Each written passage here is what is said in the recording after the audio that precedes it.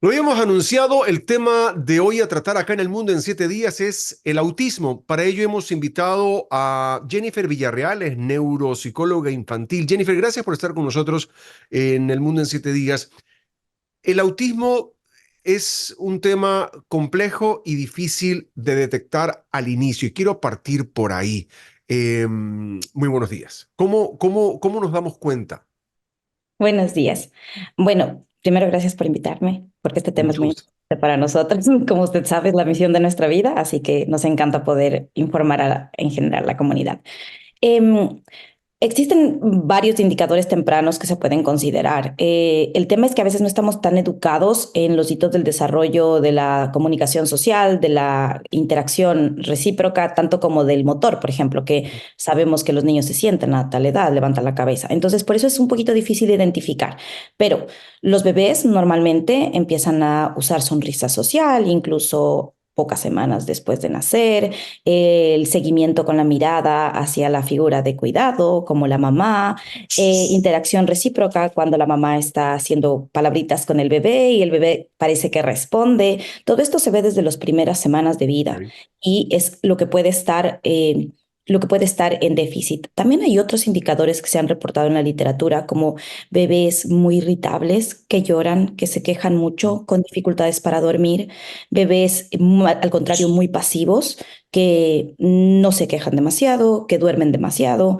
Entonces, todas estas pequeñas diferencias sutiles en la conducta del bebé, que me estoy refiriendo a los primeros meses de vida incluso, pueden ser indicadores tempranos de un reto del desarrollo, como en este caso particular el autismo. Más adelante, si ya empezamos a pensar a los 8 meses, por ejemplo, los niños deberían decir sus primeras palabras o aproximaciones de palabras antes del año de edad. Ujú.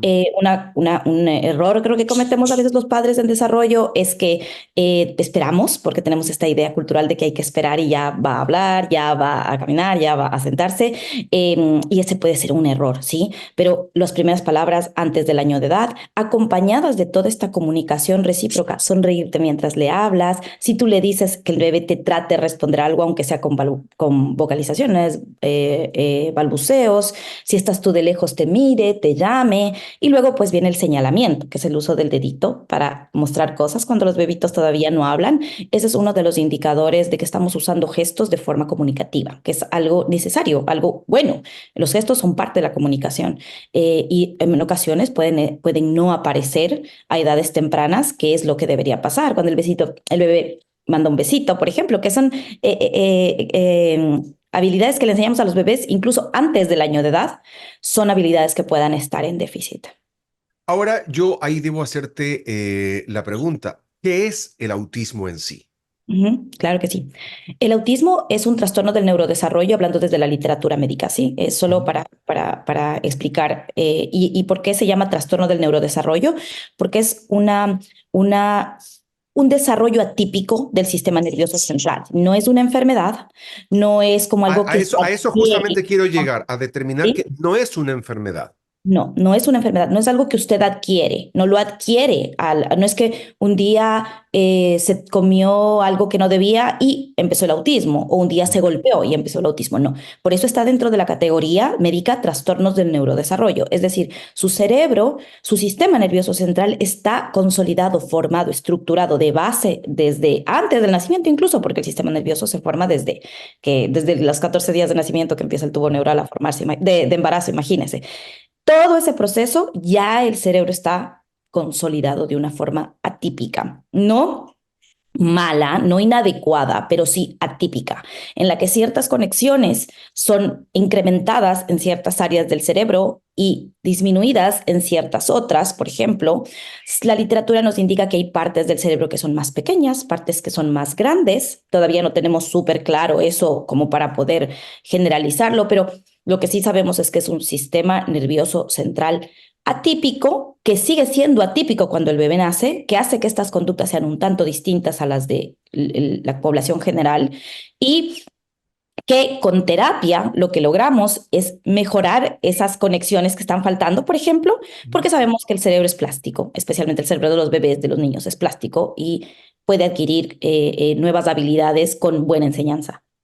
Y esto depende, y digo porque en la cultura popular muchas veces se cree que estos son o déficit de atención o que el niño, lo que tú mismo decías hace un momento, no ya va a hablar, lo que pasa es que él va más despacio, en fin, hay cosas y mucho desconocimiento producto de esta cultura popular, donde los niños creen, o sea, los padres podemos llegar a creer que es un tema de un comportamiento diferente. ¿Afecta en positivo o en negativo mientras más temprano nos demos cuenta, digo, en favor de poder brindar la ayuda necesaria? No, estoy pensando en la literatura y no existen factores negativos no tengo registro de nada negativo por identificar temprano. Ok, Incluso hablando en temas de aceptación de padres, de pasar por el estrés, por la preocupación del diagnóstico, porque mientras más temprano el diagnóstico se dé, más tiempo tienen los padres para poder procesar esa información. Pero lo más importante del diagnóstico temprano, y por eso es que el autismo se diagnostica tan temprano como a los 18 meses. ya. Incluso en algunos casos se diagnostica antes, porque si los síntomas son claros, no tiene sentido esperar. ¿Cuándo se cambió esta perspectiva? Cuando nos dimos cuenta de la importancia de la intervención temprana. Entonces, hay muchos estudios que demuestran que niños tan pequeños como de un año, de 18 meses, que reciben intervención temprana, es decir, así tan pequeños como 18 meses, pueden cambiar su futuro, digamos, en términos de sintomatología notablemente. De nuevo, porque su cerebro es joven, su cerebro puede establecer nuevas conexiones más fácil que mientras más vamos creciendo. Entonces, el gran llamado es este, ¿no? Identificar temprano para poder intervenir temprano y de esa manera aprovechar ese tiempo tan importante que los estudios nos demuestran que incluso si un niño, por ejemplo, el modelo Denver de intervención temprana hizo dos grupos en una investigación, un grupo control con terapia típica, otro con terapia de modelo Denver, a los niños se los evaluó al final del proceso y se vio que los resultados en pruebas psicológicas test, digamos, salían como de un niño regular. ¿Sí? Ok. No porque el autismo se quitó, para nada. Los niños van a seguir teniendo autismo, entre comillas, pero su autismo ya no va a limitar tanto su calidad de vida, gracias a que estableció conexiones y aprendió habilidades que son necesarias para la vida y que le ayudan a él a desenvolverse en este mundo con características específicas en el que la mayoría no tenemos autismo. Ahora, en cuanto a la integración en esos años de escuela y colegio, ¿cómo está el funcionamiento hoy? ¿Cómo poder seguir ayudando para que se integre de una manera regular al sistema educativo? Ese es un reto del mundo, como siempre lo digo. Yo he tenido experiencias en diferentes lugares, además que las personas que trabajamos en autismo estamos conectadas de alguna manera desde distintos lugares del mundo. Es un reto mundial. La incidencia está aumentando muchísimo. En Estados Unidos, el último estudio dice que es uno de cada 38 niños de 8 años. Imagínense, eso es un montón. Luego otros ¿Hay datos. algún factor de conexión a eso? ¿Algo que esté contribuyendo a que eso pase? Hay estudios que indican, están analizando, hay estudios que hablan de la alimentación que tenemos ahora, hay estudios que hablan del componente genético, porque existe un componente genético en el autismo, ¿sí? Es decir, ¿por qué sabemos que existe un componente genético? Porque hay más probabilidad de que si una familia tiene gente con autismo, siga teniendo gente con autismo. Por eso sabemos, pero no sabemos exactamente cuáles son los genes relacionados con el autismo, como para decir, ya lo tenemos claro, es este. Todavía eso no sabemos, ¿sí? Ok. Entonces, entendemos que tal vez genéticamente ha habido más posibilidad de que estos genes se sigan, digamos, estableciendo en el tiempo. Esa es una posibilidad también, ¿sí? Pero no tenemos claro por qué la incidencia tan alta. Ahora, por ejemplo, hay una relación entre obesidad y presión alta y más nacimientos con autismo. Entonces, sí pudiera ser que ciertas condiciones de la salud, que tal vez ahora en esta época, por el estilo de vida que llevamos, puedan generar más probabilidad de tener niños con autismo, esté involucrada. Pero probablemente es multifactorial, que es algo que pasa mucho, ¿no? Claro, y ahora nosotros como sociedad, es decir, hoy en esta vida post-pandemia, que yo me ratifico, hay un cambio significativo en el comportamiento que recién se está empezando a ver. Para mí es como una punta de un iceberg, estamos empezando a ver las secuelas reales. Eh, a tu criterio, ¿favorecen estas nuevas condiciones donde hay esta no presencialidad, esta facilidad de poder desarrollarte hacia determinadas líneas donde no requieres una máxima interacción con el mundo, favorece para un desarrollo más potente de las personas que sufran de autismo? o que Eh, padezcan, perdón, no sufran, porque no es una enfermedad. Claro, claro que sí.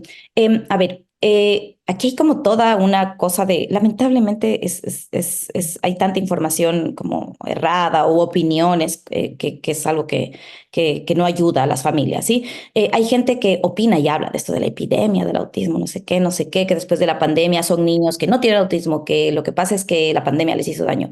Yo voy a basarme en lo que dice la literatura científica, Por ya que favor. es como me gusta, porque así no opino, sino que digo lo que sé y no porque lo diga yo, sino porque hay muchos científicos estudiando esto, es en serio.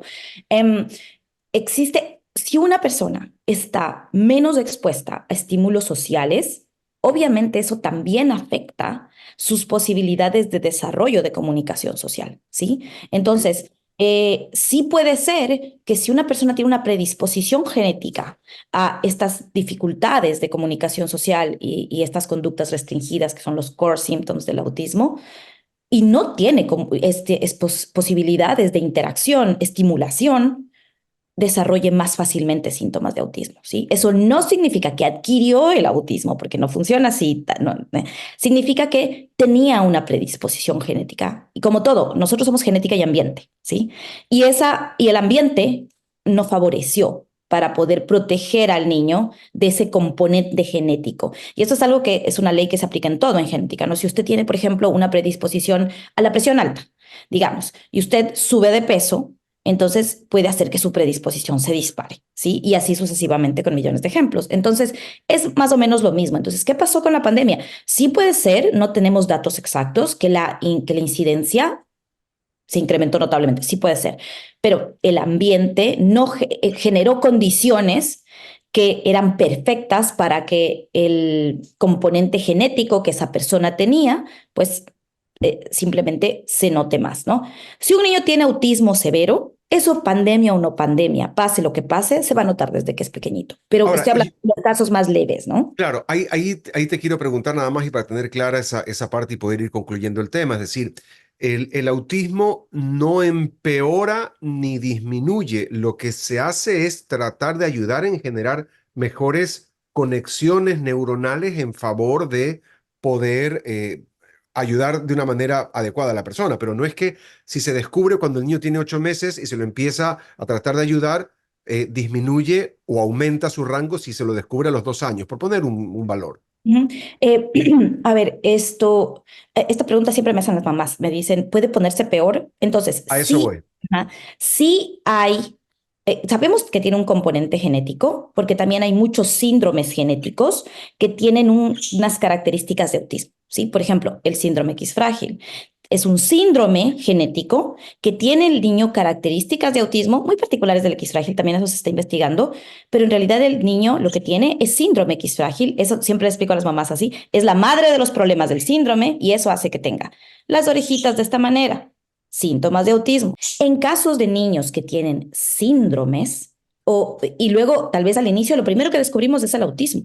Y luego con las siguientes citas médicas que son parte del protocolo de buenas prácticas, se envía genética y, uy, lo que tenía era este síndrome.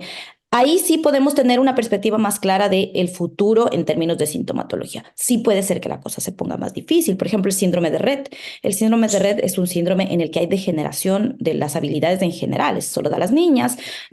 Parece autismo cuando son chiquititas. Después es síndrome de Rett. Y luego estas niñitas pues pierden toda la movilidad de su cuerpo. Es una cosa muy, muy triste, ¿sí? Muy difícil. Entonces, casos así, sí, claro, podría ponerse peor, pero el autismo que no tiene una base genética clara como un síndrome, que empiezan los síntomas, digamos, en edad temprana, Ujú. solo podría empeorar mucho si tenemos cero o mucha limitación de contacto social, mucha limitación de interacción con otras personas, de interacción con el entorno. Solo ahí, claro que podría ponerse mejor, porque tiene todavía, peor, porque tiene todavía menos de lo que el ambiente le puede ayudar para desarrollar.